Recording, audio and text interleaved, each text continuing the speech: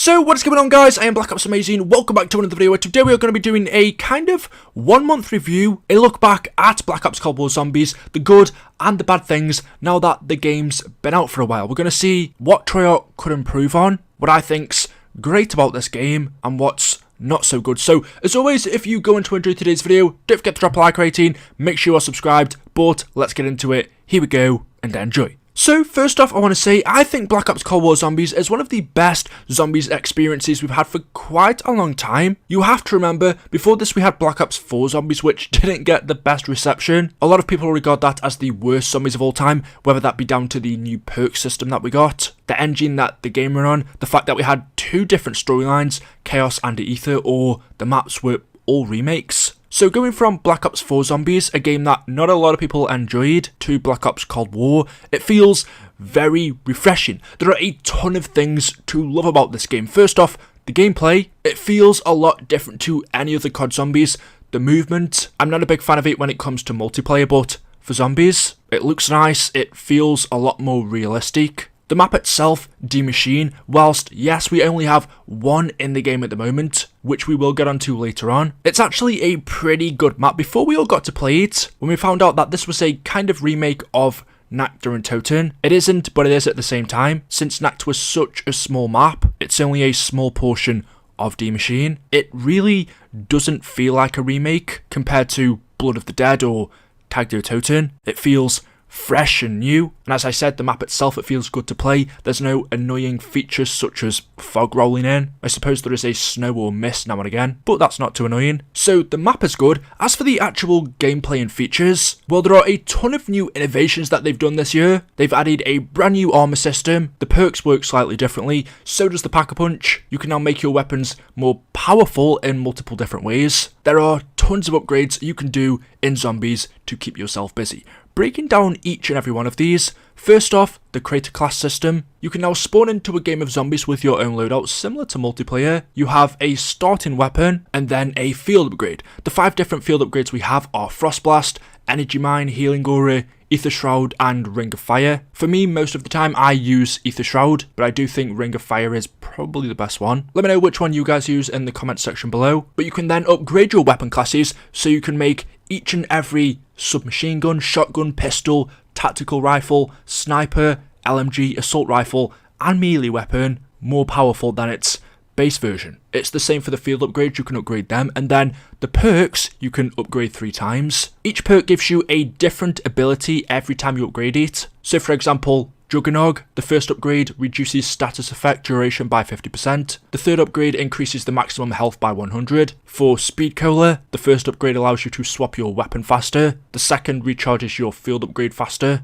And the third, you get increased reload speed. So you get something useful every time you do this. And then the final upgrade is for the ammo mods. One of my favourite features in Zombies this year, which when I first heard about it I thought, you know what, I'm not gonna like this. We had it in World War II. It's something we've not had for Treyarch Zombies before, so this would be a game changer, changing the formula that we love. But the armor system, it actually adds a whole new dimension to the game. Every time you run out of armor, you've got to run back down into the middle and use the machine to replace it. It means if you're camping in one spot, you've eventually got to move, and it's just something else to do. I suppose the argument could be it makes zombies a little bit too easy, now that when you have fully upgraded Jug and full armor, you can take about 10 hits from the zombies before you go down. I'm not the best zombies player, so I'm not going to complain about that. And you can also use the armor station to upgrade your weapon rarity as well, which is another good thing. So there are tons of things you can upgrade,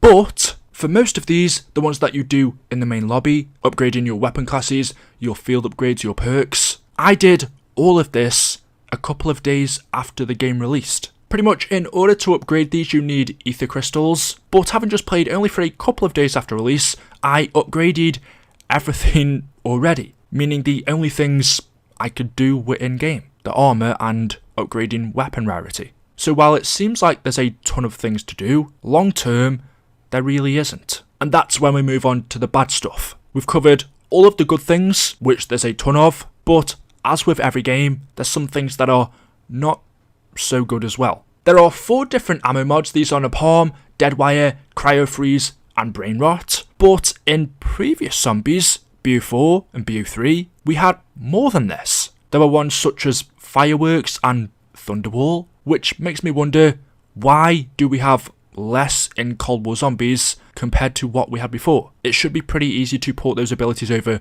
from the older games. The only thing I can think of is they're saving them for the future, because we do know we will be getting more ammo mods when new maps come around, but we've got less than we've had in other games. Another thing I want to say is there's actually not that much to do. This kind of links onto what I said earlier, but once you've used all of your Ethereum crystals to upgrade everything, which takes a couple of days, when you're actually playing the game, there's not really anything to do. There are no side Easter eggs that are useful, that give you something good. For example, on Revelations, I think that map had some of the best side Easter eggs, with all of the helmets and masks you could acquire. They would give you different abilities. On D Machine, there isn't really anything like that, at least at this moment in time, nothing that's been discovered. There are Easter eggs that you can do that will give you a free weapon, or a free perk, a free max ammo, but nothing really worthy of doing more than once. And when you've got full armor, you fully pack-a-punched your weapon, and you fully upgraded it, which you can do by about round 30, 35, 40 at a push. You've done everything there is to do in the game, which has always been the case for zombies. When you get to that higher round, you're just doing the same thing over and over again. But I don't know, in terms of gameplay, Easter eggs, it's a little bit empty. And talking about Easter eggs, the main Easter egg, a lot of people have been saying that it's too easy. I'm not going to complain about that. But what I would complain about is, one, there is no ending cutscene. We've had ending cutscenes for every Zombies map for the longest time now, and when we don't, it's usually because we have multiple endings. But there isn't really one for D Machine. You could say that's because we exfil. There is a mini cutscene for that, but it's nothing like what we're used to. There's no dramatic big ending, there's nothing revealed. I thought when we completed the Easter egg and got the ending cutscene that maybe Samantha would be revealed, or she'd come out of nowhere and tell us something interesting. But no, we just see our characters escaping on the chopper. And talking about the characters, this one's down to your opinion. If you're interested in the story like me, I just kind of wish we got a set cast, 4 set characters that we play as, instead of random operators. The reason for this is you can't really get attached to them. For example, with our premise characters, Richtof and Takeo Nikolai and Dempsey, or the transit crew, even characters that we had just for one map, you could tell the story through them, through things that they say and the relationship that they have together. That's kind of missing in D Machine. With operators, you don't care about the characters. You're not bothered if they die. They're not funny, they're not interesting. Zombies for me has always been about the characters. That's really important. And now all of a sudden we just get to play as random people that I really don't care about. If there was one thing I could change more than anything else, it would be that we have a set cast. The next thing I want to say, which kind of rounds the last few things up, is zombies as a whole, or you could even say Black Ops Cold War, lacks content. This kind of adds into what I said earlier, which when you fully upgrade everything, there's not really anything to do. But zombies as a whole is really lacking content. The main reason for this, I think, is due to the fact we only have one zombies map. The last time I remember this happening was World at War back in 2008. We've always had 2 or more. For Black Ops 4, we had 4 zombies maps on the get-go, compared to this where we have 1. And it's not only that, but once again, zombies gets left behind. Season 1 has just released. We've had all new multiplayer maps, loads of new content for online, and all Zombies gets is a Christmas mode and no new Zombies map. Now you may be saying, Eli, well, we don't usually get DLC 1 for Zombies until February time, which is true, but Black Ops Cold War Zombies works differently this time around. We are having seasons, not just 4 set maps. Also, Zombies only released with 1 map, so you would think we get a second map for Season 1. You would think it gets treated the same as multiplayer, but no, Season 1 we get pretty much nothing, and we have to wait until Season 2, which is February. That's an awful long time away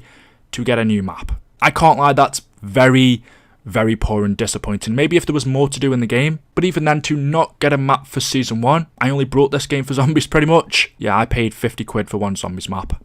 Yeah, let's move on.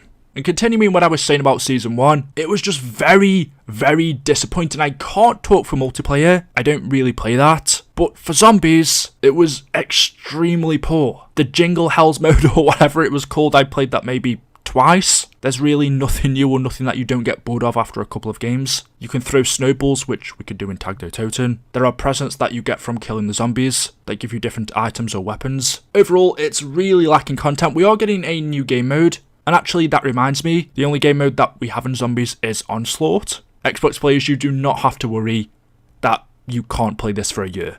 Trust me, it's not fun.